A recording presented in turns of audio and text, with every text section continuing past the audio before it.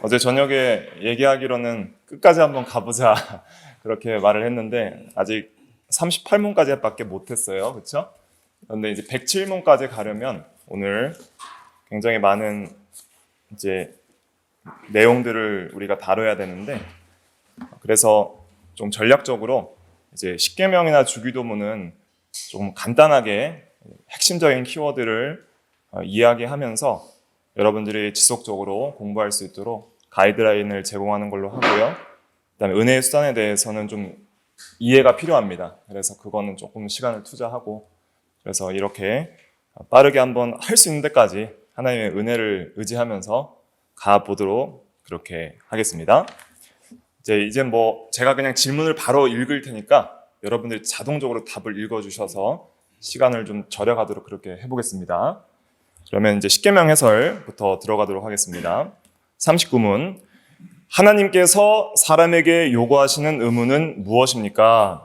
하나님께서 사람에게 요구하시는 의무는 그의 나타내 보이신 뜻에 순종하는 것입니다. 네, 우리 인간에게는 의무가 있습니다. 그 의무는 순종의 동그라미, 순종입니다. 우리 인간은 하나님 앞에 있습니다. 그리고 하나님은 살아계시고 의로우시며 도덕적으로 우리에게 순종의 의무를 주시는 분이십니다. 그래서 여러분들은 항상 이 세상을 살아가면서 나는 항상 하나님 앞에 있다라는 신앙을 가지고 있어야 되며, 하나님께서는 우리에게 항상 순종을 요구하시는 의로우신 하나님이시다는 것을 항상 기억해야 됩니다. 그리고 우리는 하나님 앞에서 도덕적으로 항상 순종해야 될 의무가 있다, 책임이 있다는 그 의식을 항상 가져야 됩니다. 이 의식이 이 세상에서 점점 사라지는 시대예요. 포스트 모더니즘 시대라고 하잖아요. 탈권위주의 시대로 가고 있거든요. 그래서 절대는 절대 없다는 절대주의가 포스트 모더니즘이에요. 그래서 이 시대 풍조는 모든 절대 권위와 절대 진리와 절대자에 대한 모든 가치와 기준들을 전부 파괴하고자 하는 시대가 이 시대이기 때문에 우리 크리스천들은 이럴 때일수록 절대자인 하나님과 절대자이신 하나님께서 내신 절대 도덕 법칙인 하나님의 법을 우리가 항상 기억하고 그 법에 우리가 순종해야 될 의무를 항상 되새기는 것이 중요합니다. 그래서 하나님께서는 우리에게 항상 명령하시는 절대 권위자예요. 하나님은 절대 권위를 가지시고요. 절대 권위를 상정하게 되면은 거기에는 항상 절대 의무가 부여되게 됩니다. 그래서 우리에게는 항상 절대 의무가 있다. 여기다 한번 절대라고 적어 놓으세요. 절대. 이건 뭐 타협할 여지가 없어요. 이렇게 상황에 따라서 윤리적으로 이런 상황이니까 저 못하겠습니다, 이렇게 말할 수 없어요. 어떤 상황이든지 하나님 앞에 절대적으로 순종해야 될 도덕적인 법칙이 우리에게 있어요. 그래서 그게 무엇이냐면 40문 사람이 마땅히 복종할 법칙으로 하나님께서 처음 나타내 보이신 것은 무엇입니까? 사람이 마땅히 복종할 법칙으로 하나님께서 처음 나타내 보이신 것은 도덕법이었습니다. 도덕법이 뭐냐면 먼저는 하나님께서 태초에 하나님을 창조하실 때 양심의 새긴 법이에요. 자, 로마서 2장 14절 한번 같이 읽어볼게요. 시작. 율법 없는 이방인이 본성으로 율법의 일을 행할 때에는 이 사람은 율법이 없어도 자기가 자기에게 율법이 되나니 이런 이들은 그 양심이 증거가 되어 그 생각들이 서로 혹은 고발하며 혹은 변명하여 그 마음에 새긴 율법의 행위를 나타내느니라. 네, 양심의 도덕법을 새겨주셨거든요. 첫사람 아담과 하와에게. 그 양심이 뭐예요? 15절 마지막에 양심을 뭐라고 하고 있어요? 마음에 새긴 율법이라고 하고 있어요. 마음에 새긴 율법. 이것이 양심이에요. 그래서 이 양심은 법지식이라고 할 수 있어요. 법지식. 우리가 지식적으로 법을 인식하고 있어요. 선천적으로. 그래서 살인하지 말라, 간음하지 말라, 도둑질하지 말라, 거짓 증거하지 말라, 내 부모를 공경하라 하는 법을 아이들이 어려서부터 가르쳐주면 그것을 마땅히 지켜야 될 의무로 인식하지, 그런 거는 저랑 전혀 상관없어요, 안 지켜도 괜찮아요 라고 하는 사람은 아무도 없어요. 왜냐하면은 선천적으로 법 지식을 가지고 있기 때문이에요. 그래서 이 양심에 따라서 여러분들이 양심을 거스려서 법을 어기면 고발을 해요. 스스로. 누가 너 죄인이라고 고발 안 해도 자기 스스로 양심이 자기를 너 죄졌다라고 고발을 하고 양심의 가책을 주는 거예요. 그럼 여러분들은 변명을 하죠. 아, 괜찮다. 어쩔 수 없었다. 변명을 하는데 고발하고 변명하면서 스스로 계속 정죄하고 변화하는 속에서 고통을 당하는 거예요. 죄인들이. 그래서 양심이 있다는 것 자체가 하나님께서 계시고 살아계시고 우리에게 법을 주시고 순종의 의무를 요구하시는 분이라는 증거예요. 양심 자체가 하나님이 살아계시다는 증거고 하나님이 절대 법을 입법하셨다는 증거고 반드시 입법하신 법대로 심판하신다는 증거예요. 법이 있기 때문에 여러분들은 심판을 받게 되는 거예요. 법이 없으면 심판받을 이유도 없어요. 법이 없으면 죄가 안 돼요. 법이 제정되면 그때부터 법을 어긴 게 죄가 되는 거예요. 여러분들에게 양심에 따라서 법이 확실하게 여러분들을 알고 있기 때문에 저는 몰라서 모르는데요.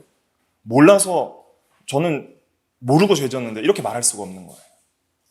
여러분들이 예수를 안 믿고 하나님을 모른다고 할지라도 여러분들 스스로에게 양심이 있기 때문에 그 양심을 따라서 하나님께서 심판하실 것입니다. 그렇기 때문에 우리에게는 마땅히 복종해야 될 법칙이 이미 우리 마음 안에 양심이라는 것을 통해서 마음에 새긴 법이 있다. 법지식이 있다. 이것을 깨닫고 하나님이 계시구나. 하나님이 입법자이시고 재판장이시구나 하는 그러한 사상을, 그러한 바른 진리에 대한 지식을 가져야 됩니다. 근데 문제는 뭐냐면 지식이 있다고 순종하는 건 아니라는 거예요. 여러분들이 지식이 있다고 순종해요, 안 해요? 안 하죠. 이거 살인하지 말라, 가늠하지 말라, 도둑질하지 말라, 거짓말하지 말라, 부모를 공경하라, 탐내지 말라 해도 지식은 알고 있어요. 그렇다고 지식이 나로 하여금 온전히 순종하게 만드는 것은 아니에요. 왜냐하면 우리가 전적으로 부패해서 그 지식을 거스르기를 좋아하거든요. 그래서 원래 아담에게 새겨주신 양심은 완전했기 때문에 아담은 그 법에 대한 지식에 있어서 완전한 이해를 가지고 있었어요. 이것이 타락 전 아담의 지성이에요. 그가 그 동물들의 이름을 즉각 판단해서 총명하게 지은 걸 보니까 그 지성은 하나님이 창조하신 수준에서 완전했던 걸 알 수 있죠. 오늘날 우리가 하나님 말씀 다 듣고 나서도 막 잊어버리잖아요. 잘 까먹잖아요. 죄의 타락의 결과예요.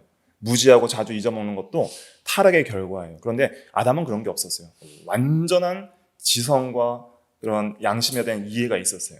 그런데 타락 후에 이 양심이 무뎌졌어요. 첫째로는 하나님에 대한 1계명부터 4계명에 대한 이러한 하나님에 대한 계명들은 아예 그냥 다 사라졌고 하나님에 대해서 완전히 죽어버렸고, 그리고 5계명부터 10계명까지는 이제 양심에 희미하게 남아있기 때문에 믿지 않는 사람한테 가서 10계명에 5계명부터 10계명을 말을 해도 어느 정도 그건 다 받아들이는 거예요.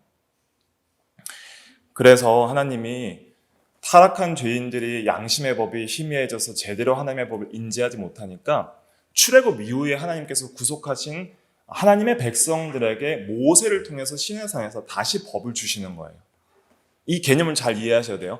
원래 모든 인간들은 하나님의 뭐를 가지고 있었어요? 법 지식인 양심을 갖고 있었어요.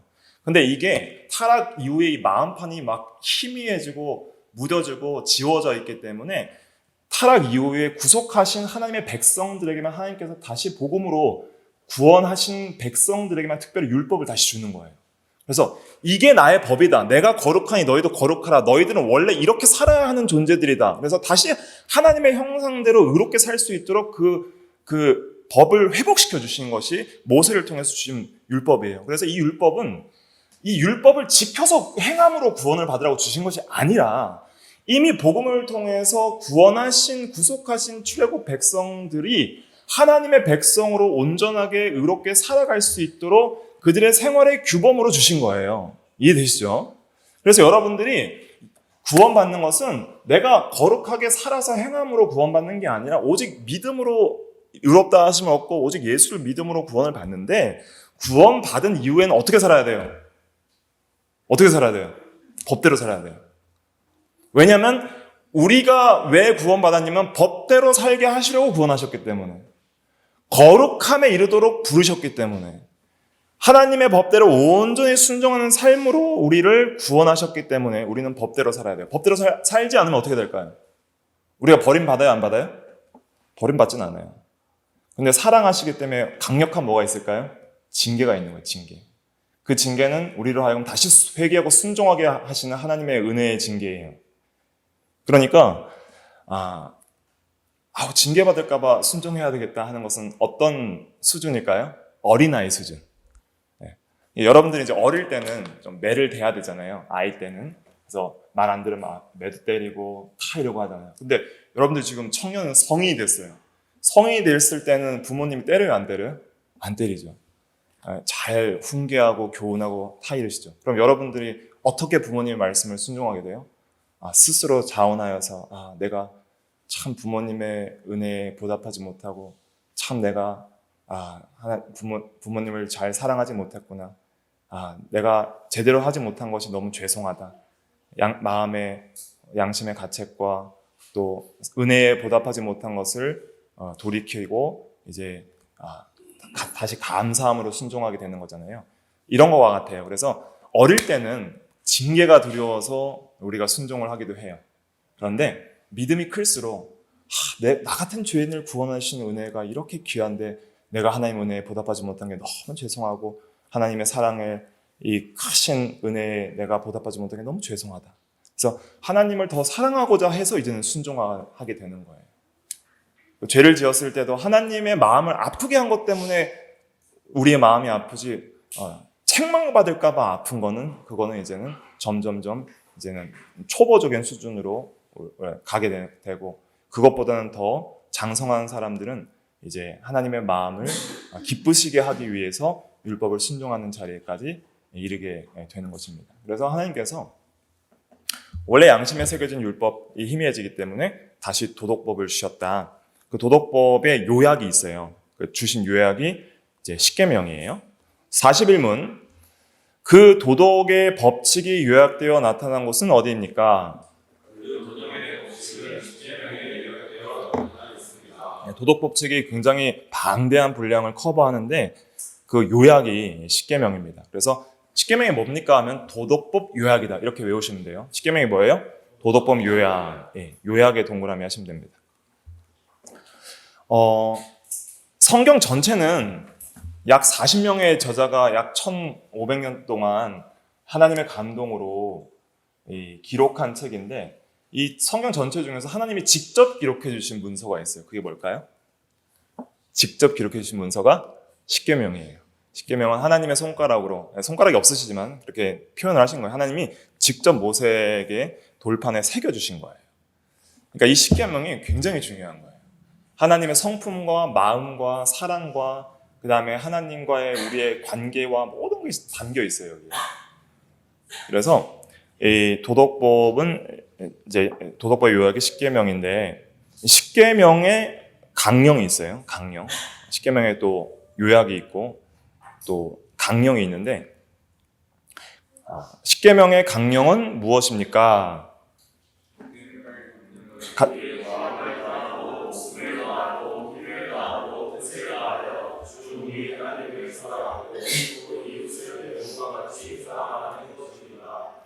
계속 설명하면 시간이 길어지는데 그래도 이해를 위해 설명해야 되겠죠. 강령이 뭐예요? 강령? 강령이 뭐예요? 뭐 지켜야 할 거? 이제 보통 그렇게 우리가 생각을 하는데 강은 뭐냐면 별이 강자예요. 그래서 우리가 고기를 잡으려고 그물을 확 던질 때 그 그물 전체가 한 줄로 이렇게 딱 합쳐지거든요. 그 한 줄을 그 그물의 마지막 그 그물 던지는 사람이 잡고 있는 그 줄을 별이줄이라 그래요. 그래서 그물 전체는 어디에 달려 있어요? 그물 한 줄에 달려 있다. 그래서 강령은 달려 있다는 뜻이에요. 영어는 depend on이라고 그러고 원어는 달려 있다는 의미예요. 그러니까 헬라어 원어는. 그래서 그 강자는 별이 강자고 령자는 고대령자예요. 고대령은 뭐냐면 그 상이 옷깃을 가리키는 거예요. 여길 고대라고 하거든요. 그래서 사람을 한 번에 잡으려면 어딜 잡으면 돼요? 멱살을 잡으면 되죠. 여길 딱 잡으면 사람이 한 번에 잡히는 거예요. 그러니까 사람은 여기 달려 있는 거예요. 고대령, 목에 달려 있는 거예요. 그래서 강이나 령이나 한마디로 달려 있다 이렇게 해석하셔야 돼요. 달려 있다. 그러니까 그래서 이걸 잘 해석해야 이게 이해가 되는 거예요. 모든 십계명은 그 하나님 사랑과 이웃 사랑에 달려 있는 거예요. 이해되시죠? 그러니까 하나님 사랑과 이웃 사랑의 모든 계명들이 다 달려 있어요. 하나님 사랑과 이웃 사랑이 하나의 줄이고요. 고대고 그리고 그 밑에 이제는 10계명이 도덕법 요약으로 달려 있고 그 도덕법 요약 속에 모든 도덕법들이 달려 있는 거예요. 그러니까 모든 법은 뭐 하면 지킬 수 있는 법이에요? 뭐 하면 지킬 수 있어요? 모든 법은 사랑하면 지킬 수 있는 법이에요. 그러니까 다르게 말하면 사랑 안 하면 모든 법은 다 떨어져 버리는 거예요. 그 달려있는 사랑이 끊어지면 전부 못 지키는 거예요. 그러니까 모든 법은 사랑의 줄에 하나 달려있기 때문에 사랑은 율법의 완성이기 때문에 모든 법을 이룰 수 있고요. 사랑하지 않으면은 모든 법을 다 지킬 수 없게 되는 거예요. 그래서 하나님의 법은 사랑의 법이다. 하나님의 법을 순종하는 것은 하나의 사랑의 방식이다. 이렇게 생각하시면 됩니다. 항상 이걸 기억하셔야 돼요. 그래서 하나님을 사랑해야지 법을 지킬 수 있고 이웃을 사랑해야지 법을 지킬 수 있는 거예요.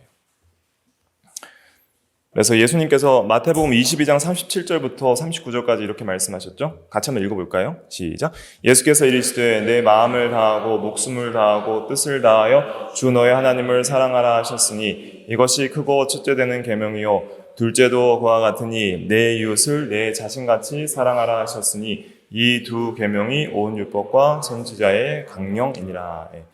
온 율법과 선지자가 이 두 계명에 달려 있다. 이렇게 해야 정확한 번역입니다. 온 율법과 선지자가 이 두 계명에 달려 있다. 모든 율법은 이 두 계명, 사랑의 계명에 다 달려 있는 거예요. 그림을 그리세요. 이렇게 다 달려 있는 그림, 한 줄에 다 달려 있는 그림을 그리시면 돼요. 강령이라는 거 확실하게 이해를 하셔야 됩니다. 그래서 여러분들이 정말 그리스도 안에서 하나님께서 우리에게 주신 사랑을 깊이 깨달을 때 하나님을 이제 바로 사랑하게 되거든요. 그렇게 예수 믿어 구원받아 하나님의 사랑을 깨달은 사람이 비로소 십계명을 바르게 준수할 수 있게 돼요. 하나씩. 그러니까 사랑하지 않으면은 외적인 행위의 법 준수와 나의 그 생활 규칙으로서의 종교적 생활은 그것은 바르게 십계명을 준수하는 것이 아니다. 이렇게 생각하시면 됩니다. 물론 외적 행위도 일정 부분 중요하지만은 본질이 빠지면 안 된다는 것이죠. 십계명 이제 살펴보도록 하겠습니다. 43문 십계명의 머릿말은 무엇입니까? 십계명의 머리말은 나는 너를 듣다 정죄되던 집에서 인도하여 내 하나님 여호와라. 네, 이게 머릿말입니다. 이 머릿말이 중요해요. 그러니까 이미 십계명을 주시기 전에 먼저 구원하셨다는 걸 선포하는 거예요. 나는 너를 애굽 땅 종되었던 집에서 이미 너를 구원한 네 하나님이다. 너의 하나님이다. 남의 하나님이 아니라 너의 하나님이다. 자, 근데 이거 해석은 44문이 해석이에요. 44문. 십계명의 머릿말이 우리에게 가르치는 것은 무엇입니까? 십계명의 머리말이 우리에게 가르치는 것을 하나님께서 주가 되시고 우리의 하나님이시며 속자이시므로 우리는 하나님께 모든 계명들을 지켜야 하는 것입니다. 여기 주의 동그라미, 그다음 우리의 동그라미, 그다음에 구속자의 동그라미 이렇게 하시면 됩니다. 자, 주라는 표현은 여호와에서 오는 거예요. 여호와가 주란 뜻이에요.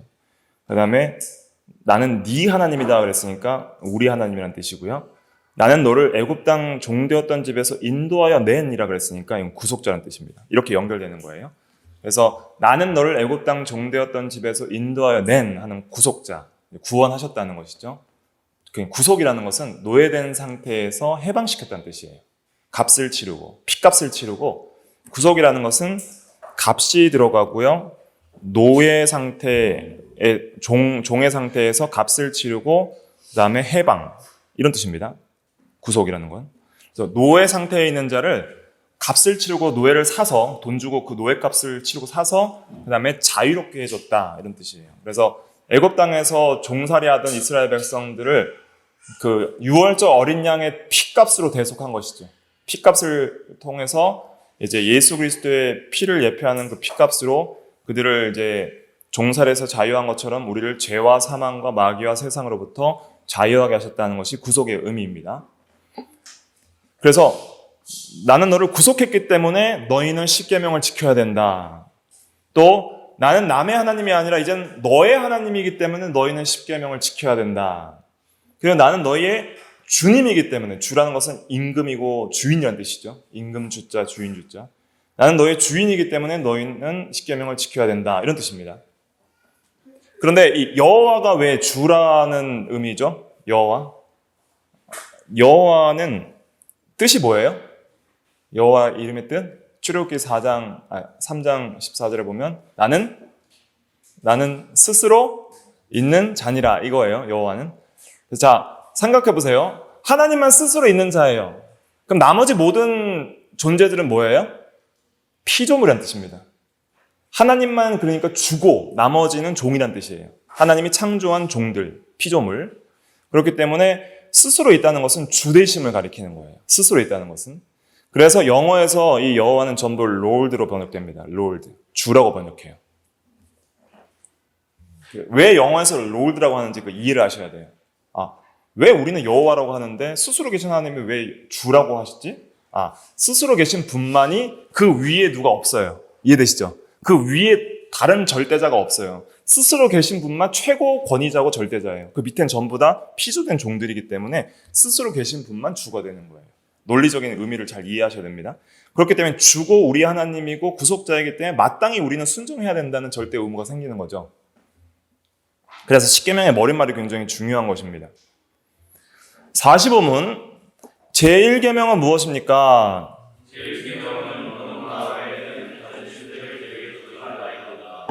예, 너는 나 외에는 다른 신들, 요 동그라미 치세요. 영어로는 이제 그냥 소문자 gods 이렇게 쓰는데 다른 신들, 대문자 하면 하나님이고요. 소문자 하면 이제 다른 신들을 상징합니다. 다른 신들은 이제 우리가 일반적으로 뭐 우상이라고 부르는데 다른 신들은 뭐냐면 이제 1계명에 이제 명하는 것이 무엇입니까? 46 먼저 읽고 해석할게요. 1계명에서 명하는 것은 무엇입니까? 제1계명이 우리에게 명하는 것은 하나님께서 유일하신 참 하나님 되심과 우리의 하나님 되심을 알고 분노하며 그에게 합당하게 하나님을 예배하고 영화롭게 하는 것입니다. 예, 그래서 참 하나님 되심 그리고 우리의 하나님, 그래서 참의 동그라미, 우리의 동그라미, 그리고 알고 인정하고 예배와 영화의 동그라미 이렇게 하시면 되겠습니다. 그래서 참 하나님이고 유일하고, 그래서 오직 한 분 유일한 참 하나님인데 다른 하나님은 없다 이거죠. 다른 하나님은 없는데 그 하나님이 우리 하나님이다. 그렇기 때문에 그거를 알고 인정해라. 우리 하나님을 알고 인정해라. 이게 되게 중요한 거예요. 알고 인정하는 게 중요해요. 자, 내 부모를 공경하라 했을 때에 부모 공경에 있어서 가장 악한 죄는 뭘까요? 부모님 말씀 안 듣는 거, 부모님 때리는 거, 부모님께 거짓말하는 거, 이런 건 덜 악한 죄예요.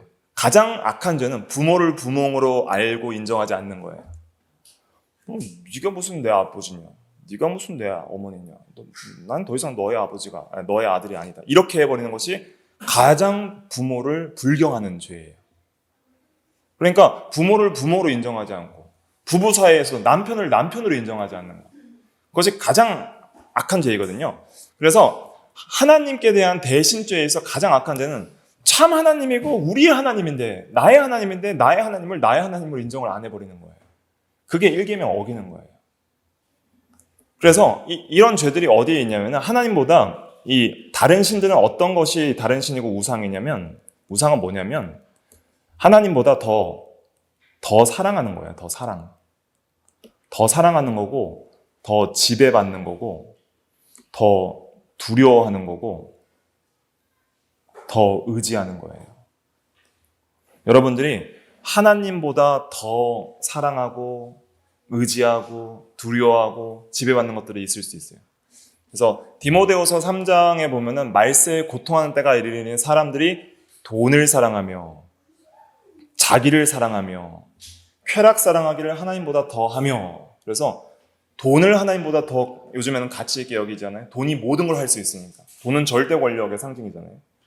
또 하나님보다 자기를 더 사랑하기 때문에 자기 사랑에 도취되어서 하나님을 섬기는 것은 뒷전으로 하고, 자기가 힘들면 안 해버리는 것이죠.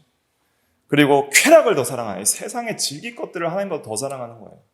그래서 기도는 10분 하기 힘들지만은 오락은 몇 시간 해도 괜찮고, 이런 것들이 쾌락을 더 사랑하는 것이죠.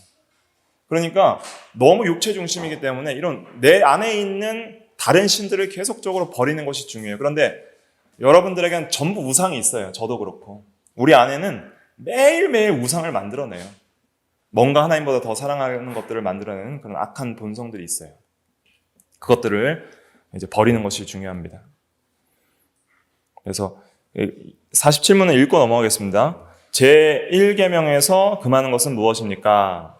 제1계명이 금하는 것은 참 하나님을 하나님으로 또 하나님을 인정하지 않거나 또 우리의 하나님으로 예배하지 않거나 영광케 하지 않는 것이며 오직 그에게만 드려야 할 예배와 영광을 다른 자에게 드리는 것입니다. 네, 오직 그에게만 드려야 할 예배와 영광을 다른 자에게 드리지 말도록 그렇게 해야 되겠습니다. 그런데 여기 추가된 게 있어요. 나 외에는 이란 말이 있죠. 나 외에는. 근데 이게 정확한 번역은 내 앞에 이렇게 내 앞에는 하는 것이 더 좀 정확한 번역입니다. 그래서 나 외에는 내 앞에는 다른 신들을 내게 두지 말라.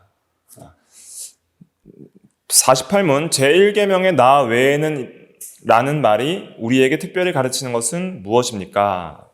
제1계명의 나 외에는 이라는 말이 우리에게 특별히 가르치는 것은 모든 것을 주신 하나님께서 우리가 가르치는 그것을 아주 싫어하신다는 것입니다. 네, 주먹의 동그라미, 그다음에 싫어의 동그라미. 자, 하나님은 항상 우리를 주목해 보신다는 거예요. 그리고 다른 신들을 가지는지 주목해 보신다는 거예요. 하나님을 알고 인정하고 있는지를, 합당한 예배와 영광을 돌리는지를 주목하신다는 거예요. 그런데 내 앞에는 그랬죠. 하나님 앞이 어디예요? 하나님 앞이 어디예요? 모든 곳이 하나님 앞입니다. 모든 곳. 하나님 어디 하나 계시기 때문에 우리가 살고 활동하는 모든 곳이 하나님의 앞이라는 인식이 있어요. 코람데오, 하나님 앞에서. 하나님 앞에서 살기 때문에 항상 하나님이 우리를 주목하신다는 것을 보고 하나님 외에 다른 것을 사랑하고 의지하는 것을 싫어하신다는 것을 우리가 생각을 해야 됩니다. 그 다음에 49문답 제2계명은 무엇입니까? 제2계명은 너를 위하여 섬기는 우상을 만들지 말고 또 위로하는 있는 것이나 너를 하게 있는 것이나 하나의 물속에 있는 것에 어떤 형상도 만들지 말며 그것들에게 절하지 말며 그것들을 섬기지 말라.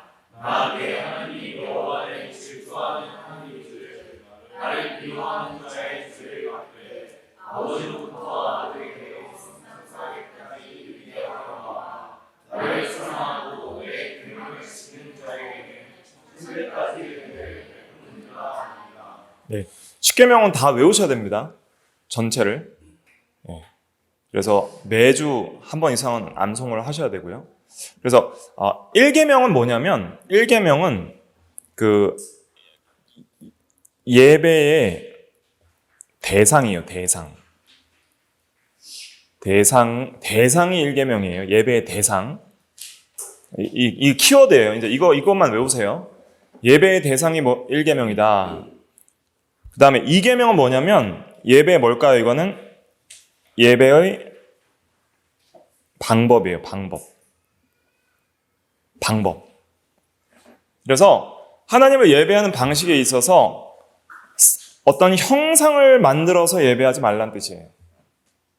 물질적인 형상의 방식으로 예배하지 말라. 하나님의 영이시니 예배하는 자는 뭐와 뭐로 예배하라? 영과 진리로 예배할지니라. 요한복음 4장 24절에 그랬죠. 그러니까 하나님이 제정하신 방법 외에 다른 방식으로 예배하지 말라는 거예요. 그래서 요구사항이 뭐냐면 말씀대로 하라는 거예요. 자, 50문 제2계명에서 명하는 것은 무엇입니까? 제2계명이 명하는 것은 하나님께서 내 말씀으로 정하신 모든 종교적 예배와 예배를 순종하고 온전하게 받고 지키며 지혜하는 것이다. 네, 여기 말씀으로 정하신의 밑줄과 동그라미 치시면 됩니다. 자, 그래서 2계명의 어구는 말씀대로 하라. 말씀대로 다 하라는 거예요. 다. 말씀에 정한 거는 온전하게 받고 지키며 유지하라. 빼지 말라는 거예요. 말씀대로 정하신 것 중에 우리 예배의 방법이 있거든요. 말씀, 기도, 성례, 헌금, 또 여러 이런 방법들이 있는데 그런 방법 중에 빼지 말고 다 지키라. 그 다음에 이 계명에서 금지하는 것은 무엇입니까?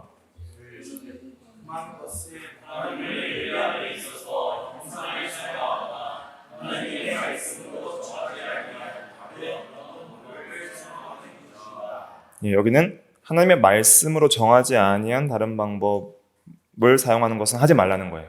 그러니까 말씀에 정해지지 않은 방법은 하지 말라는 거예요. 그래서 루터파들은 이제 하나님이 꼭 금하지 않은 거는 다 해도 된다는 방식이었고요. 우리 이제 개혁교회는 칼빈주의는 말씀에 정한 것만 하라는 거예요. 정한 것만. 말씀에 정하지 않은 것은 하지 말라는 거예요. 그래서 이걸 규정적, 예배의 이제 규정적 원리다 이렇게 말합니다. 그냥 적어 놓으세요. 예. 규정이 돼 있다. 규정대로만 하라는 거예요. 규정대로. 그래서 말씀하신 하나님이 누군지를 바로 이해하고 어떻게 예배하는지도 바로 이해해서 말씀대로 하라는 거예요. 그런데 여러분들이 하나님을 마음대로 규정할 때가 있죠. 하나님은 이래서 해야 돼. 하나님은 나를 이렇게 사랑해야 되고 하나님은 나를 이렇게 내 인생을 이렇게 하셔야 돼요. 하나님 왜 나를 이렇게 하시죠? 나는 하나님을 이렇게 예배하고 싶어. 나는 이렇게 예배하는 게 즐거워. 그렇게 하지 말고 말씀에 정한 대로 다 하고 정하지 않은 건 하지 말고 정한 대로만 하라는 거예요.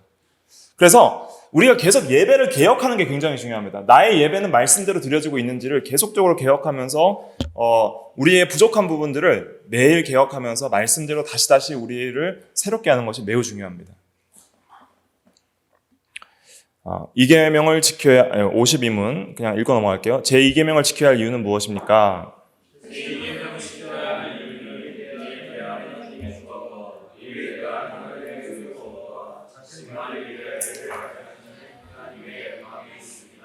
주권, 소유권, 열망 이렇게 동그라미 치시고 하나님이 질투하는 하나님이라 그랬죠. 질투. 그래서 이 질투가 무슨 뜻이냐면 열심이란 뜻이에요. 열심. 하나님의 열심. 그래서 그 선한 질투와 악한 질투가 있는데 악한 질투는 뭐냐면 나는 없는데 남이 있어서 미워하는 게 악한 질투고요. 선한 질투는 그 사랑의 관계를 보호하려는 열심이 선한 질투예요. 그 선한 질투 중에 대표적인 것이 부부 관계에 다른 남자나 여자가 끼어들었을 때에 그 바른 부부 관계를 보호하기 위해서 질투하는 것이 선한 질투예요. 그러니까 하나님의 질투는 뭐냐면은 우리가 하는 그런 악한 질투가 아니에요. 나는 없는데 쟤는 있네. 미워. 이것은 악한 질투고요. 하나님의 질투는 우리의 사랑의 관계를 파괴하는 우상이 끼어들 때에 우리의 사랑의 관계를 보호하기 위한 하나님의 열망, 열심, 이걸 하나님의 질투라고 하는 거예요. 그래서 이 하나님의 질투를 다른 번역에서는 하나님의 열심이다. 여호와의 열심히 이를 이루리라 이런 표현들이 있거든요. 그것이 하나님의 질투라는 뜻입니다. 하나님은 이렇게 생각하셔야 돼요. 저와 여러분들에게 열심히 있으신 하나님이에요. 저와 여러분들을 사랑하는데 열심히 있는 하나님이기 때문에 독생자 예수 그리스도까지 희생하시면서 우리를 구원하시는 열심이 있었어요. 그렇게 사랑하셨다는 거예요. 하나님이 내가 그렇게 사랑했기 때문에 너희도 나를 사랑하는데 열심 좀 내라 하는데 우리가 열심을 안 내면 하나님 뭐 하세요? 질투하신다는 거예요. 열심을 내신다는 거예요. 그 열심이 우리에 대한 책망도 될 수 있고 우리를 다시 한번 사랑에 이끌려는 하나님의 여러 가지 열심의 방식이 나타나는데 대부분 이제 이스라엘 백성들의 역사를 보면 하나님의 징계의 역사들이 있었죠. 다시 돌아오게 하게끔 하는 열심. 그리고 다시 사랑으로 또 감싸주시는 열심이 있죠. 그래서 하나님은 진짜 사랑에 열심이 있는 분이에요. 뜨거운 사랑의 하나님이시다. 이걸 기억을 하셔야 됩니다. 그래서 나를 사랑하고 내 계명을 지키는 자에게는 천대까지 은혜를 베푸느니라 그랬잖아요. 그 사랑의 열심을 질투라고 표현을 하신 거예요. 그러니까 진짜 사랑하는 사람만이 강한 질투를 가질 수 있는 거예요. 이해되죠? 그런 뜻입니다. 3계명 53문 3계명은 무엇입니까?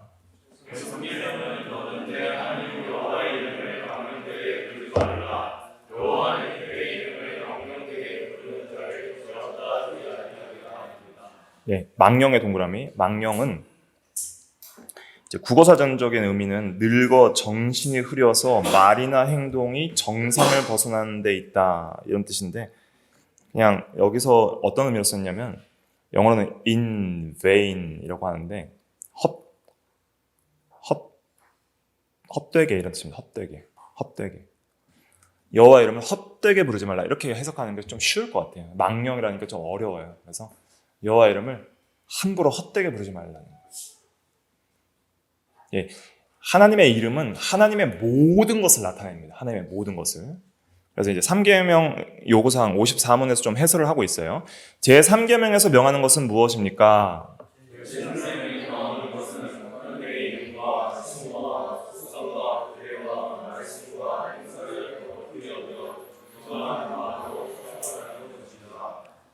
네.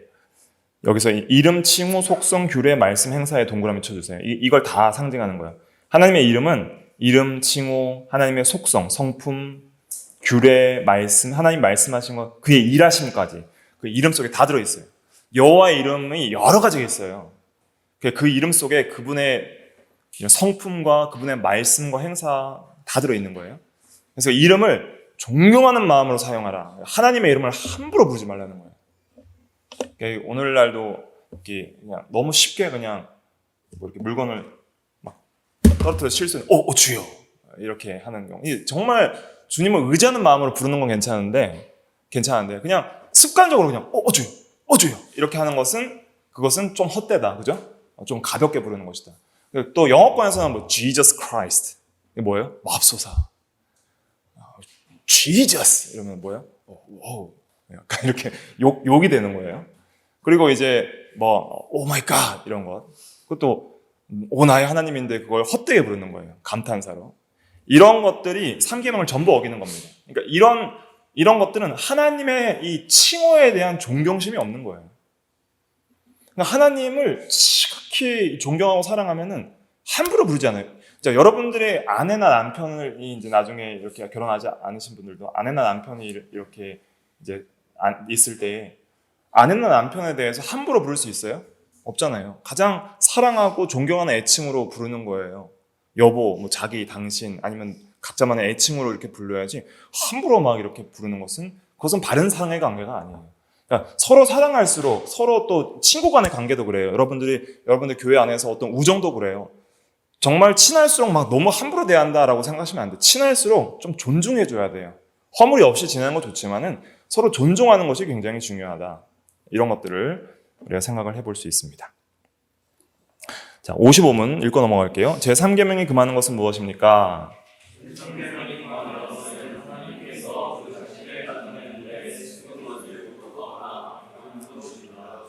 네, 그래서 모독하거나 악용하는 것 이것을 금하고 있습니다. 자, 그 다음에 내가 죄 없다 하지 아니하리라 그랬죠? 지켜야 할 이유는 죄 없다 하지 아니하리라. 56문 제3계명을 지켜야 할 이유는 무엇입니까?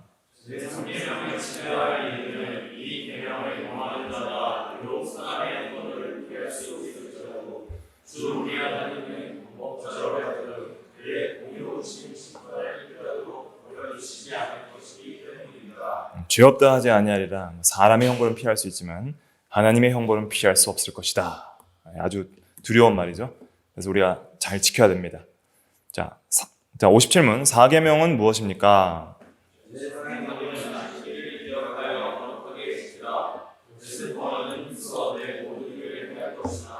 일곱째는 내 하나님 여호와의 안식일을 너나 내 아들이나 내 딸이나 내 남종이나 내 여종이나 내 가축이나 내 무단에 머무는 길이라도 아무에도 하지 말라. 이는 엿새 동안에 나 여호와가 그리고 악사보다 바다와 그 가운데 모든 것을 만들고 일곱째 날에 쉬었으나 그러므로 나 여호와가 안식일을 복되게 하여 그날을 경건하게 하였느니라. 네, 이게 4계명이고요. 그다음에 이 모든 계명들은 요구사항과 금지사항이 있어요. 양면의 법칙이라고 하거든요. 그래서 어떤 금지는 어떤 요구를 함축하고 어떤 요구는 어떤 금지를 함축합니다. 그래서 요구사항과 금지사항으로 계속적으로 해설을 하고 있는 것입니다. 자, 4계명. 이거 설명 안 드렸네요. 3계명은 예배의 뭐냐면 예배의 태도입니다. 태도. 자, 1계명은 대상, 2계명은 방법, 3계명은 태도. 대상, 방법, 태도 이렇게 정리하시고, 4계명은 뭘까요? 예배의 시간. 일주일 중 하루를 구별해서 특별한 예배의 시간으로 드려라. 예배는 매 시간 드려야 되지만, 그러나 특별한 예배의 시간을 일주일 중 하루를 구별했다. 그래서 요구사항은 하나님께서 그의 말씀으로 정하신 때가 있다는 것. 때의 동그라미. 그리고 그 다음에 일주일 중 하루를 종일토록, 그 다음에 거룩한 안식일. 이게 중요한 것입니다. 때가 있는데 그 때를 하루 종일토록 거룩한 안식일로 지키라. 이것이 요구사항입니다. 그러면 그 하루가 언제입니까? 이제 이런 의문이 들잖아요. 그 하루가 언제일까요? 59문이죠. 59문. 하나님께서 일주일 중 어느 날을 매주의 안식일로 정하셨습니까? 하나님께서 세상의 시작으로부터 그리스도의 부활까지는 매주일 첫째 날을 안식일로 정하셨고, 그 후로부터 세상 끝날까지는 매주 첫째 날을 안식일로 정하셨는데, 이 날이 그리스도의 안식일입니다. 네. 설명하려니까 시간이 많이 걸리네요. 그래도 설명은 하고 지나가겠습니다. 안 그러면 전혀 이해를 못하니까 저도 그렇고요. 자, 매주 일곱째 날은 무슨 요일이에요? 매주 일곱째 날 토요일이에요. 토요일. 매주 첫째 날은 주일입니다. 그래서 자, 일곱째 날은 이제 창조 안식이에요. 그래서 출애굽기 20장에 보면은 안식일을 제정할 때 내가 6일 동안 창조하고 제7일에 쉬었음이라 그러므로 너희는 안식하라 이렇게 말씀하시거든요. 그래서 하나님께서 이렇게 하루를 구별해서 안식일로 정하시고 그날을 쉬는 날로, 하나님을 온전히 예배하는 날로 정해주셨어요. 그런데 범죄한 이후에 인간들이 참된 안식을 잃어버렸거든요. 참된 쉼을 잃어버렸어요. 여러분들이 예수 믿기 전까지는 참된 영적인 쉼을 잃어버린다고 생각하시면 돼요. 근데 예수님께서 이 땅에 오셔서 마태복음 11장의 마지막에 보면은 수고하고 무거운 짐진 자들아 다 내게로 오라 내가 너희를 쉬게 하리라 그랬죠. 그래서 이제 예수님을 통해서 참된 영적인 쉼을 회복하는 거예요. 하나님 안에서. 그래서 예수님을 통해서 참된 안식이 회복되는데 이건 이제 구속 안식이라 그래요. 그래서 창조 안식이 있고 구속 안식이 있어요. 그래서 출애굽기 20장에는 창조 안식을 설명했고 신명기 5장에 똑같이 십계명이 있는데 거기서는 너를 구속했기 때문에 안식하라 라면서 구속 안식으로 바뀌어요. 그래서 진정한 우리의 쉼은 어디에 있냐면 그리스도 안에서 구원받은 이후에 우리가 참된 쉼을 누리게 된다. 그래서 예수 믿고 구원받고 참 하나님 나라의 안식을 우리가 누릴 때에 참된 안식을 누릴 수 있다. 그래서 이제 매주 첫째 날은 예수님께서 뭐 하신 날이에요? 부활하신 날이에요. 그렇기 때문에 부활하셔서 우리에게 안식을 주신 날을 기념해서 이제 창조 안식을 기념했던 토요일을 폐하고 이제는 주간의 첫날을 예수님이 부활하신 날을 기준으로 해서 이제는 부활 이후에는 부활까지, 그죠? 부활을 기준으로 하는 거예요. 부활 전까지는 일곱째 날이었고 부활 이후에는 매주 첫째 날이 안식일이 됩니다. 이것도 논의하려면 굉장히 많은 시간을 논의를 해야 되는데 이렇게 간단하게 정리하고 여러분들이 이제 이런 건가 보다 하고 이제 가서 좀 공부를 해보세요. 예, 자 넘어가겠습니다. 안식일을 지키는 법. 60문. 어떻게 안식일을 거룩하게 할 수 있습니까?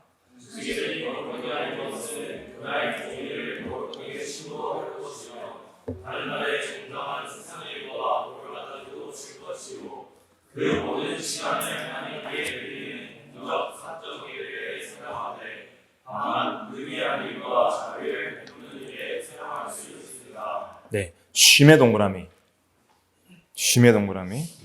그다음에 예배의 동그라미. 그다음에 부득이한 일과 자비의 밑줄. 이렇게 하면 되겠습니다. 안식일을 어떻게 거룩하게 할 수 있을까요? 쉬어야 돼요. 쉬어야 됩니다. 여러분들은 근데 안식일에 또 잘 안 쉬려고 하죠. 어떤 사람들은 그날에도 뭔가를 해야 된다고 생각하는 거예요. 그래서 공부도 더 많이 해야 되고 일도 더 많이 해야 되고 놀기도 더 많이 놀아야 되고 그렇게 생각을 하는데 이 쉼은 어떻게 쉴 수 있냐면 믿음으로 쉬어야 돼요. 믿음으로. 적어놓으세요. 믿음으로. 이날 다른 사람보다 뭐 다른 거 못하면 손해볼 것 같다고 생각하는 것은 불신앙이에요. 그래서 이날은 만나도 안 거들어가도 이틀치 만나 거둘 수 있게 하셨죠. 그러니까 그날은 이렇게 생각하시면 돼요. 여러분들이 안식일을 온전히 쉬면은 그 쉰 것으로 더 큰 복을 받게 될 것입니다. 손해보는 게 하나도 없어져요. 사람들이 뭔가 손해볼 것 같아서 못 쉬는 거예요. 불안해가지고. 이건 하나님을 의지하는 믿음이 없으니까 어쩔 수 없는 거예요. 불안한 거예요. 못 쉬는 거예요. 근데 어떤 일이 있어도 그냥 푹 쉬어버리는 거예요. 다 내려놓고 쉬는 거예요. 왜 어떻게 쉴 수 있냐면 여러분들에게 억지로 쉬려고 하는 게 아니에요.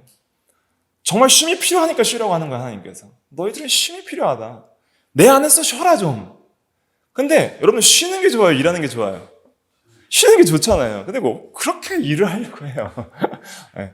그렇게 자기 스스로 자기 힘으로 뭔가를 해나가려고 하는 거예요. 자기 의지하고 자기 힘으로 뭔가를 해보려 했던 거 좀 내려놓고 푹 쉬라는 거예요. 하나님 안에서. 주일날 오면은 죄악의 짐도 좀 내려놓고 세상의 염려 근심도 좀 내려놓고 막 일주일 동안 6일 동안 막 신경 써서 온갖 스트레스로 내 마음을 사로잡았던 것들 좀 다 내려놓아요. 그냥 그거 그날 내려놓는다고 안 죽어요. 일 안 망쳐져요. 그렇게 고민한다고 인생 그렇게 자기 뜻대로 안 돼요. 내려놓고 좀 쉬어야 돼요. 쉴 때 하나님 은혜를 주세요. 쉴 때 새로운 힘을 주시는 거예요. 그리고 하나님이 이 창조 원리를 이렇게 만들어 놨기 때문에 안 쉬면은 안 들어가게 되어 있어요. 자기계발서도 읽어보면요. 일주일에 한 번은 공부를 안 해야지 공부가 잘 된다 이렇게 돼 있어요. 그러니까 예수 안 믿는 사람들도 하루를 쉬면 운동선수들도 일주일에 하루를 쉬어야지 운동이 잘 된다 이런 결론이 나와 있어요. 일도 하루를 쉬어야 7일 중에 하루를 쉬어야지 일의 능률도 오른다. 이것은 역사적으로 다 증명이 된 거예요. 그러니까 이건 하나님의 이 질서는 모든 인간 세계에 공통적으로 적용이 되는 거예요. 근데 우리는 그리스도인들만 어떻게 하면 안식일에 뭘 더 할 수 있을까를 고민하죠. 합법적으로 뭘 더 할 수 있을까? 뭘 더 좀 이렇게 즐기고, 뭘 더 좀 일하고, 뭘 더 좀 자기가 자기 남은 일주일 동안의 어떤 염려를 좀 덜 보충할 수 있는 기회로 삼을 수 있을까 생각을 하는데 그냥 쉬어버리세요. 그냥 마음 놓고 쉬어요. 이날은 마음 놓고 근데 쉬고 그냥 무절작에 그냥 게으르라는 뜻은 아닙니다. 쉬는데 뭐 해야 돼요? 예배하는 일에 사용해야 돼요. 그래서 영적으로 하나님께 온전히 왜 쉬냐면, 왜 쉬어야 되냐면 예배를 제대로 하려고 쉬는 거예요.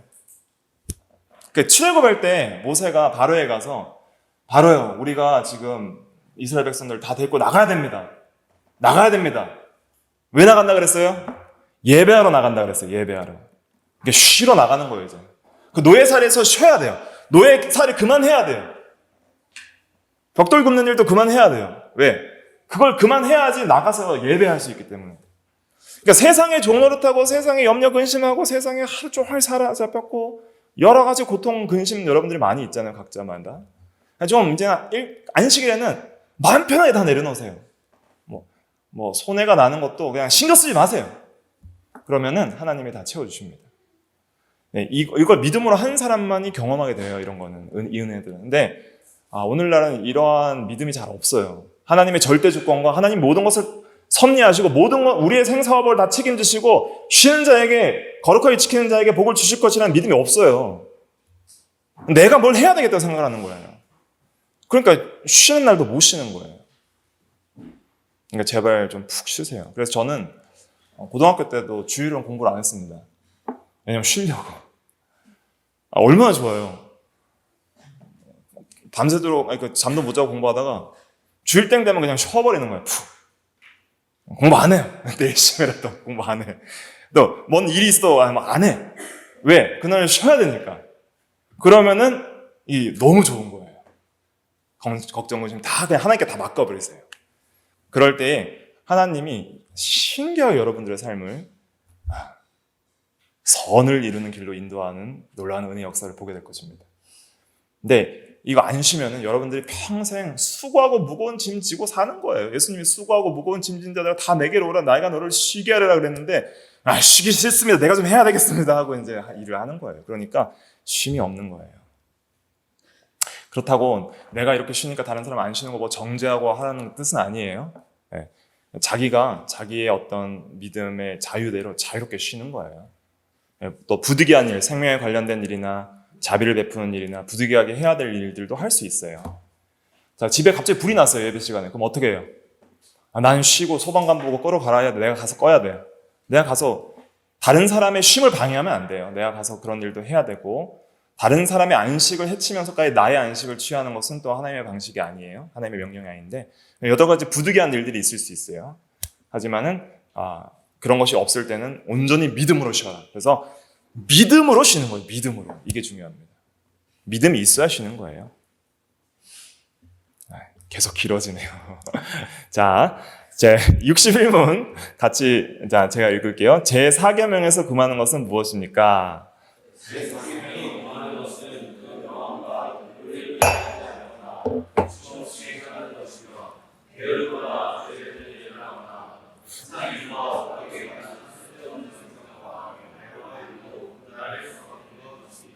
네, 쉬는데 게으르지 말고 의무를 이행하지 않거나 조심 없이 행하거나 게으르거나 죄되는 일을 하거나 세상의 일과 오락에 관한 쓸데없는 생각과 말과 일로 그날을 더럽히는 것입니다. 그래서 그날을 좀 거룩하게 하기 위해서 이렇게 좀 그만한 명령들도 잘 양심에 따라서 말씀에 따라서 잘 판단해서 해야 되겠습니다.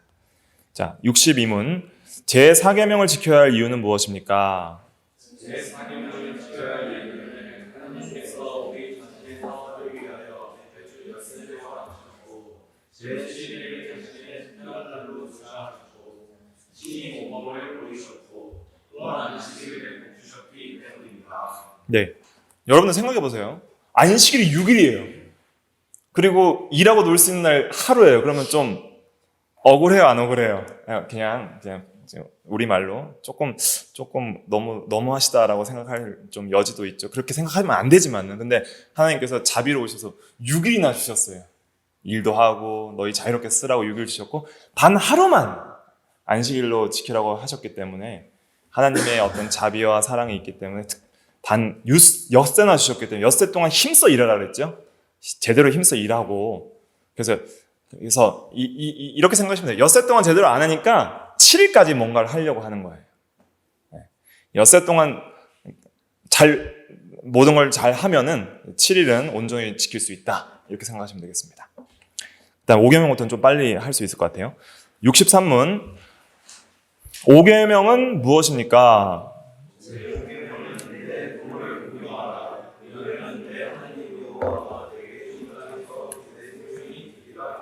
네, 5계명은 단순히 이제 부모님만 공경하는 뜻이 아니라 여러 관계를 다 내포하는 거예요.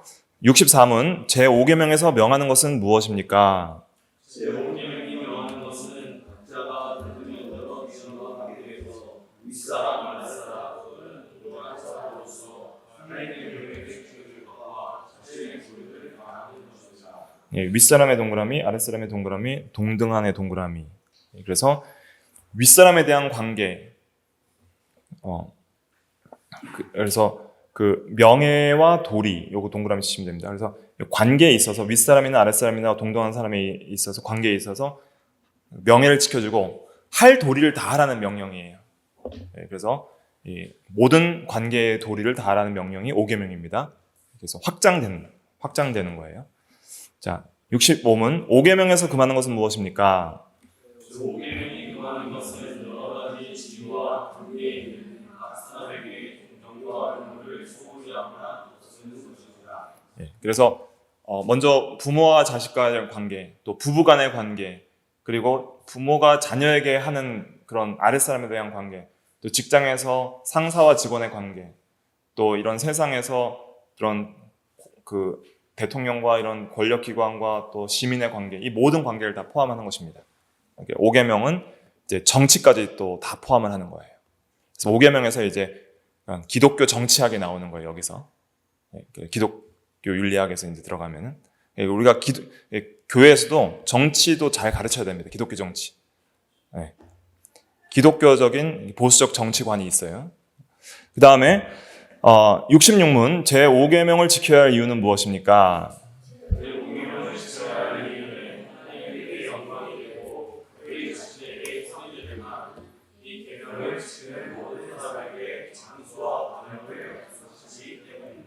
네.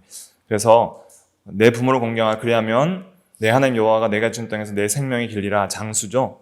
이 장수라는 것은 무엇이냐면 생명이 길리라는 것은 형통을 가리키는 거예요. 형통. 그래서 엄마 아버지가 인생을 우리보다 더 많이 사셨으니까 삶의 실패와 성공을 통해서 삶의 지혜가 있잖아요. 그래서 말씀을 잘 들으면은 대부분 자녀들이 실패를 별로 안 해요. 그리고 보통 형통하게 돼요. 근데 말 안 듣고 나가다 보면 자기가 실패 경험을 많이 해봐야 되는 거예요. 시행착오를 좀 줄일 수가 있어요. 그리고 하나님의 명령을 잘 순종하면 또 하나님께서 이렇게 장수와 번영의 영육간의 복을 주신다고 약속을 했기 때문에 약속 있는 첫 계명이다. 이렇게 에베소서에서 말하고 있습니다. 다음 6계명 67문 6계명은 무엇입니까? 68문 제6계명에서 명하는 것은 무엇입니까? 제6계명이 명하는 것은 모든 법적 노력을 이겨 의 자신의 생명과 타인의 생명을 보존하는 것입니다. 이건 아예 외우세요. 합법적 노력을 기울여 우리 자신의 생명과 타인의 생명을 보존하라는 것.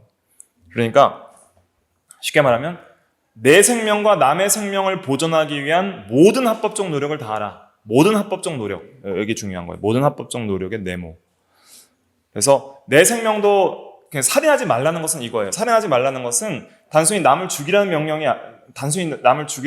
아니라 살리라는 명령도 있는 거예요. 내 생명과 타인의 생명을 보존하기 위한 노력을 다하라. 자, 그래서 6계명에서 낙태 금지, 그 다음에 사형 찬성 다 나오는 거예요. 그래서 자, 어떤 건 죽이는 걸 금지하면서 어떤 건 죽이는 걸 찬성해요. 이게 논리가 안 맞다 이렇게 말을 하거든요. 크리스천들에게. 낙태를 금지하는 것도 생명 보존의 법칙이고요. 사형을 찬성하는 것도 생명 보존을 하려고 사용하는 거예요. 이해되시죠? 다른 사람의 생명을 보존하려고 사형제도에 찬성을 하는 것입니다. 그리고 여러분들이 자기 생명을 해치는 것이 죄예요. 그래서 특별히 담배 피는 것이 왜 죄가 됩니까? 담배는 의학적으로 한 개 피를 필 때마다 자기 생명을 5분씩 죽인다 그랬어요. 의사가. 그러니까 한 개 피 필 때마다 5분씩 자기를 죽이는 거예요. 그러니까 자기 생명을 해치는 그런 살인죄가 되고 자살도 자기 생명을 해하는 살인죄가 되는 거기 때문에 여러분들이 건강한 음식을 먹고 그다음에 여러분들 잠을 너무 늦게 자거나 잠을 이렇게 수면 패턴을 이렇게 무질서하게 하지 마세요. 특별히 수련회 기간 동안에는 좀 이렇게 또 좀 교제하기 위해서 이렇게 할 수 있지만 평소에는 잠도 적당한 시간에 자고 일어나는 그런 규칙적인 생활을 해야지 이런 생명과 건강에도 매우 또 그걸 유지하는 데 매우 도움이 된다. 그래서 합법적 노력을 다 해야 돼요. 자기 생명과 남의 생명을 위해서 건강을 위해서도 합법적 노력을 잘하는 것이 그 6계명 준수하는 것입니다. 그다음에 69문 제6계명이 금하는 것은 무엇입니까? 제6계명이 금하는 것은 우리 자신의 생명이나 이웃의 생명을 귀하게 대하거나 해하는 것입니다. 네, 그래서 생명을 해치는 것이 금지의 명령입니다. 그다음 7계명은 무엇입니까? 71 제7계명에서 명하는 것은 무엇입니까?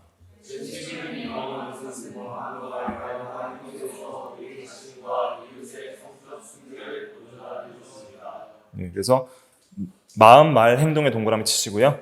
성적 순결을 보존한다. 밑줄을 치시기 바랍니다. 그래서 마음과 말과 행동에서 성적인 순결을 보존하는 것 이게 굉장히 중요합니다.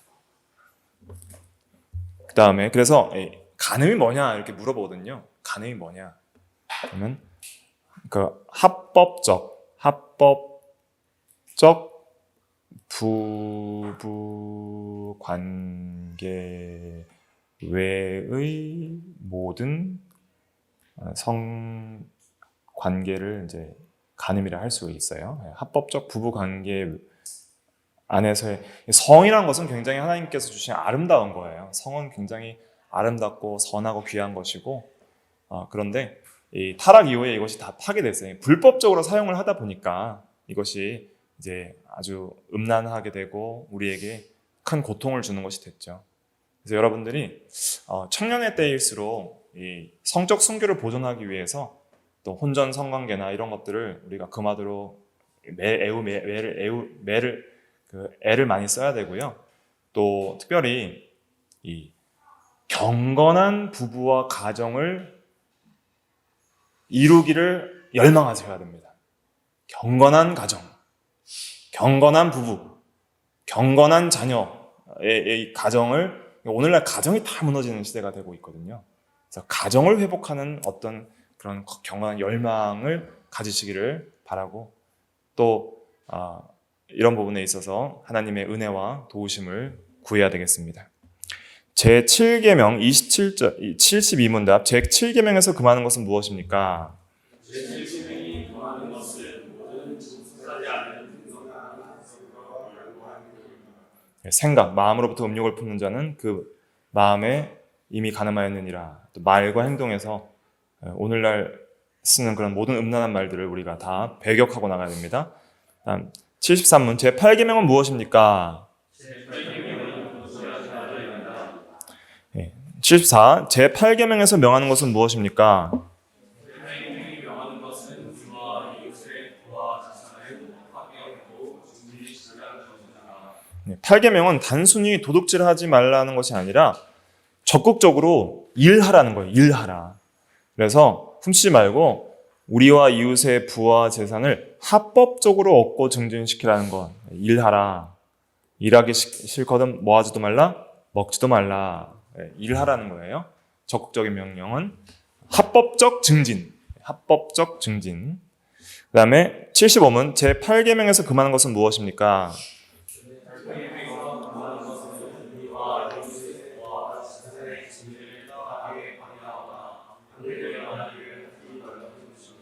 네, 그래서 부당하게 방해하거나 훔치는 일들, 또 사기치는 일들 이런 것들 가리킨다 할 수 있겠습니다. 빨리 넘어가겠습니다. 제9계명은 무엇입니까? 제9계명은 내 이웃에 대하여 어떻게 증거하지 말라. 77문 제9계명에서 명하는 것은 무엇입니까? 제9계명이 명하는 것은 사람과 사람의 진실함과 우리 자신과 이웃의 명예를 유지하고 중진시키라는 것이요 특별히 증언하는 일에 있어서 그렇게 하라는 것입니다. 네. 9계명은 특별히 진실함의 동그라미, 명예의 동그라미 두 개 중요합니다. 거짓말하지 말라는 것은 진실하라. 그 다음에 거짓말하는 사람의 특징이 뭐냐면 다른 사람을 험담하는 거예요. 쟤 이랬대 저랬대 하는데 원래 사실대로 말하는 것도 경우에 합당하지 못하면 험담이 될 수 있죠. 근데 대부분 보통 보면은 다른 사람의 명예를 실추시킬 때 더 부풀리거나 없는 걸 만들어서 실추시키는 일들이 많이 있어요. 그래서 명예를 유지하라는 의미가 9계명에 있습니다. 특별히 이 법적 증언에서 이제는 진실만을 말해야 되는 그런 요구사항이 있다. 그 다음에 78문 제9계명에서 금하는 것은 무엇입니까? 제9계명이 금하는 것은 무엇이든지 진실을 사하는 것과 우리 자신과 이웃의 명예를 손상시키는 것이다. 네, 또 진실 훼손, 그다음 명예 손상 이걸 금하는 겁니다. 그래서 거짓말하면 이렇게 진실도 훼손되지만 명예도 훼손시키는 경우들이 많이 있다. 이렇게 생각하시면 되겠습니다. 그 다음에 10계명은 무엇입니까? 제10계명은 내 이웃의 집을 탐내지 말라. 내 이웃의 아내나 내 남종이나 내 여종이나 내 소나 내 여랑이나 모든 내 이웃의 소유를 탐내지 말라. 네, 80문 제10계명에서 명하는 것은 무엇입니까? 제10계명에서 명하는 것은 우리 자신의 처지에 완전히 만족할 것과 우리 이웃과 내 모든 소유에 대하여는 바르고 자애로운 마음씨를 가지라는 것입니다. 자, 여기 보세요. 탐내지 말라 그랬죠. 탐내지 말라. 자, 여기 탐내지 말라 해서 중요한 것은 무엇이냐면 만족이에요. 만족의 동그라미. 그래서 우리 자신의 처지에 만족하라는 거예요. 다른 말로는 어떤 말이 있죠? 자족. 스스로 넉넉하게 여긴다는 것이 자족이거든요. 그러니까 이웃 거를 탐낸다는 것은 자족하지 못하고 불만족한다는 거예요. 불만이 가득하다는 거예요. 그래서 81문에 보면은 10계명에서 금하는 것은 무엇이냐면 금하는 것은 우리 자신의 처지에 대한 온갖 불만과 불만의 동그라미 치시고 시기의 동그라미 치세요. 불만 가지고 나는 왜 이러냐? 하나님 나한테 왜 이러십니까? 저 사람 나한테 왜 이러냐? 나는 내 형편 왜 이러냐?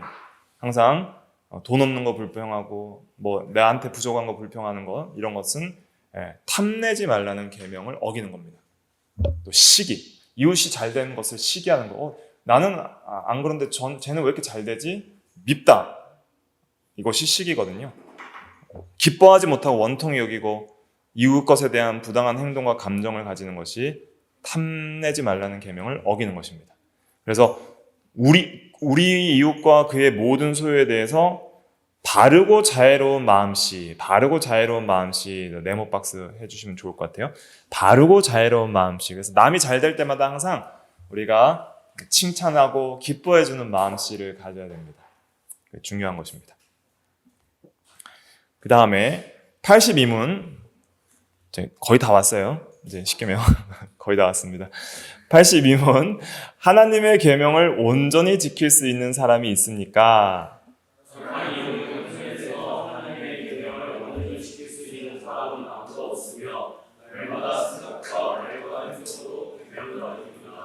네, 근데 우리가 이렇게 공부해 보니까 완전히 지킬 수 있겠어요, 없겠어요? 없어요. 저도 그렇고요. 가르치는 저도 매일 어기고 있고 여러분들도 매일 어기고 있고 사도 바울조차 오라 나는 공고한 사람이다. 이 사망의 몸에서 나를 어떻게 건져내리라. 내 속에 선한 것이 하나도 없도다. 이렇게 고백을 했어요. 그렇게 경건한 사도도 그러니까 완전히 지킬 수 있는 사람은 없다. 늘 생각, 말, 행동으로 계명을 어긴다. 그러나 내가 죄인임을 항상 기억하지만은 그러나 항상 그리스도를 의지해서 성령을 의지하여 성화의 삶을 살아가는 사람들은 이제 실제적으로 다른 사람 보기에는 하나님과 사람 보기에는 더 거룩한 삶을 살아가고 있는 거예요. 내가 죄인임을 더 많이 깨달을수록 이렇게 생각하시면 돼요. 내가 정말 죄인 중에 계시라고 생각하는 사람은 하나님의 은혜를 의지하여서 거룩한 길로 가고 있는 사람이에요. 완전히 거룩하지는 않지만은 내가 죄인임을 깨닫는 사람은 하나님의 방향으로 거룩한 삶의 여정을 계속 가고 있는 거룩한 삶을 살고 있는 사람이고 내가 죄인임을 못 깨닫는 사람은 죄 짓고 있는 거예요. 왜냐하면 죄를 짓고 있을 때 내가 죄인인 걸 못 깨달아요. 죄와 하나가 되기 때문에. 전도서 7장 20절에 보면 선을 행하고 전혀 죄를 범하지 아니하는 의인은 세상에 없기 때문이다. 로마서 3장 12절에도 의인은 없나니 하나도 없도다 그랬죠. 선을 행하는 자도 없고 하나도 없도다. 3장 10절에 의인은 없나니 하나도 없도다 하고 12절에는 선을 행하는 자는 없나니 하나도 없도다. 창세기 6장 5절 한번 읽어볼까요? 시작. 여호와께서 사람의 죄악이 세상에 가득함과 그의 마음으로 생각하는 모든 계획이 항상 악할 뿐임을 보시고. 하나님의 보심이 중요한 거예요. 여러분들 보기에 괜찮아 보여도 하나님은 그 마음으로 생각하는 모든 계획이 항상 악할 뿐임을 보신다 그랬어요. 그래서 우리가 예수 믿고 우리의 영혼이 거듭나지 아니하면 우리의 마음은 항상 악하다. 거듭난 사람에게 이제 새 마음이 있거든요. 새 사람이 있거든요. 새 사람의 마음으로 하나님 앞에 이제 선하게 살아갈 수 있는 이제 능력이 생기게 됩니다. 자, 83문. 법을 어기는 죄는 모두 똑같이 악합니까?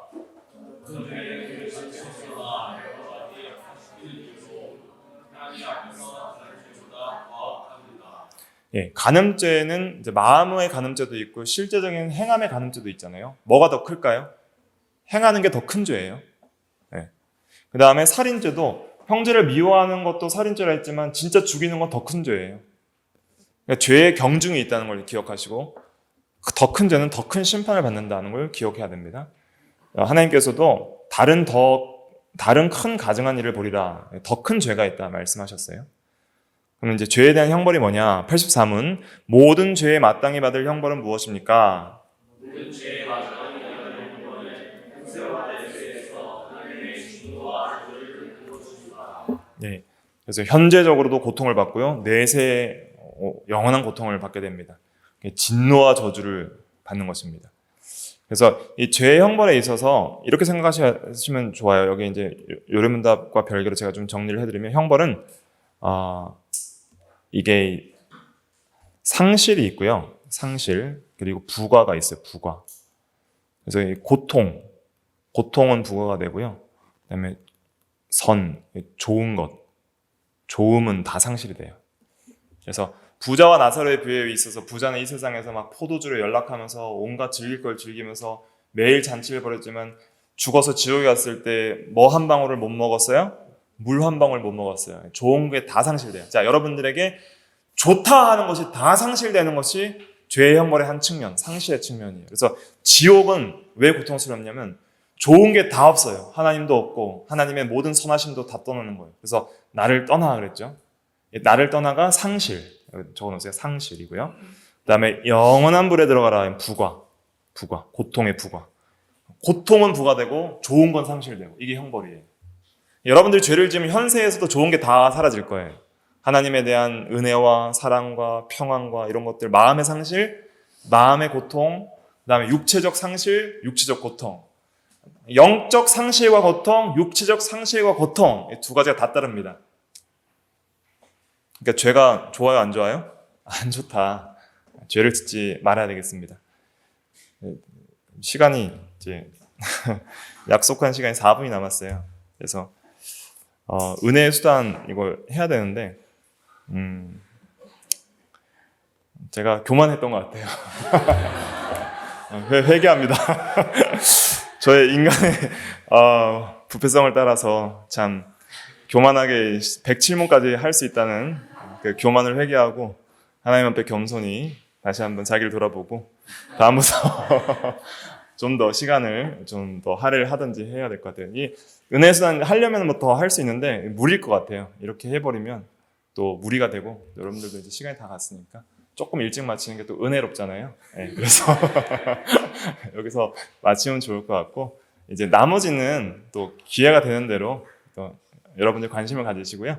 이렇게 한번 이거 교환은 이제 여러분들이 집에 가서 버리지 말고 이렇게 성경 읽기 할 때마다 한 번씩 읽어보세요. 읽어보고 그리고 이제 궁금한 것들을 이렇게 찾아보면서 공부를 해 나가시면 하나님의 은혜를 받을 수 있을 것이라고 믿습니다.